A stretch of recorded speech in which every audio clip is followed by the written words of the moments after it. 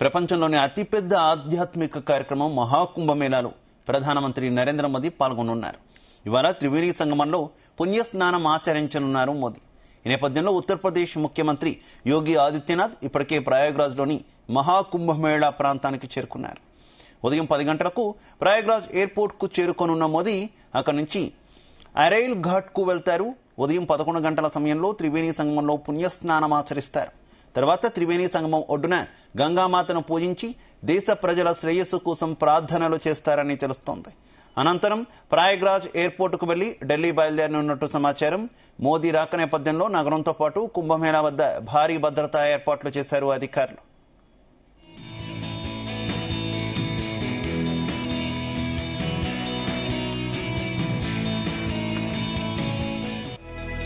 Right, ఇదే విషయానికి సంబంధించి మరింత సమాచారం మా కరెస్పాండెంట్ శ్రీచరణ్ అందిస్తారు.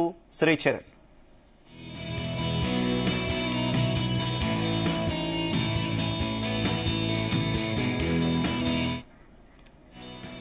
రైట్, ఈరోజు త్రివేణి సంగమంలో ప్రధానమంత్రి నరేంద్ర మోదీ పుణ్యస్నానం ఆచరించనున్నారు. మహాకుంభమేళాలో ఆయన పాల్గొనబోతున్నారు. ఇదే విషయానికి సంబంధించి మరింత సమాచారం మా కరెస్పాండెంట్ శ్రీచరణ్ అందిస్తారు.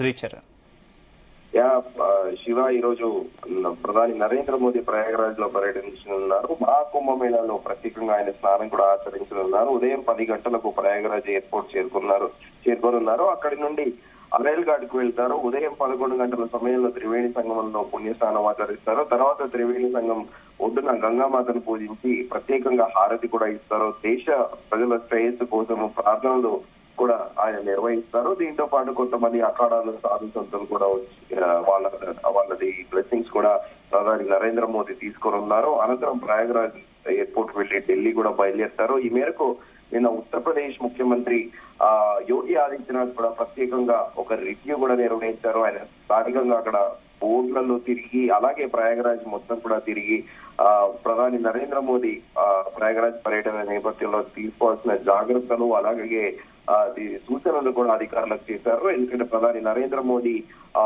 అక్కడికి వెళ్లడము, ఆయన నిన్నటి వరకు కూడా ఢిల్లీ ఎలక్షన్ క్యాంపెయిన్ లో బిజీగా ఉండడము, అలాగే ప్రధానిగా కూడా ఆయన బాధ్యతలు నెరవేరుస్తూ ఉన్నారు. జనవరి 13న ప్రారంభమైన కుంభమేళ ఇప్పటి వరకు పలువురు కేంద్ర మంత్రులు అలాగే కేంద్ర హోంమంత్రి అమిత్ షా అలాగే రక్షణ శాఖ మంత్రి రాజ్నాథ్ సింగ్ ఇప్పటికీ గంగాలో వాళ్ళు స్నానాలు కూడా ఆచరించారు. అయితే ఇప్పటి వరకు దాదాపు 39 కోట్ల మంది కూడా మహాకుంభమేళాకు వచ్చి స్నానం ఆచరించాలని కూడా యూపీ ప్రభుత్వం అధికారికంగా స్టాటిస్టిక్స్ గణాంకాలు కూడా వెల్లడించింది. సామాన్యులతో పాటు అనేక ప్రముఖులు కూడా కుంభమేళాకి హాజరయ్యారు.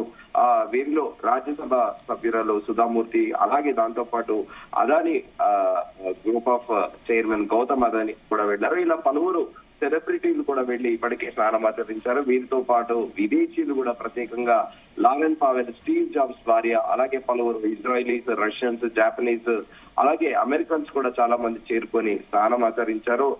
సో ఇప్పటికే ఇటు ఆదిశంకరాచార్యులు స్థాపించిన చిత్తూరాన్యాయ పీఠాధిపతులు కూడా అక్కడ త్రివేణి సంగమంలో స్నానం ఆచరించారు. కొద్ది రోజులు వారు కూడా అక్కడ బస చేశారు.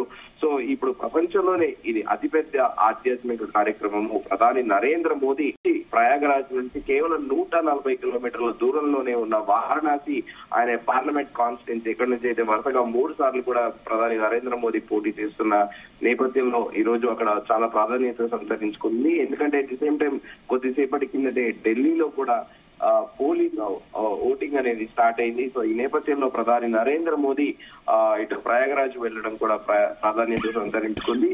సో ఈ నేపథ్యంలో అక్కడ ప్రత్యేకంగా స్నానం ఆచరించి అక్కడ త్రివేణి సంగమంలో గంగా హారతి ఇచ్చాక కూడా అక్కడ పలువురు సాధు సంతుల్ని దర్శనం చేసుకుని మళ్ళీ తిరిగి నేరుగా ఢిల్లీకి కూడా ప్రయాణం అవుతారు.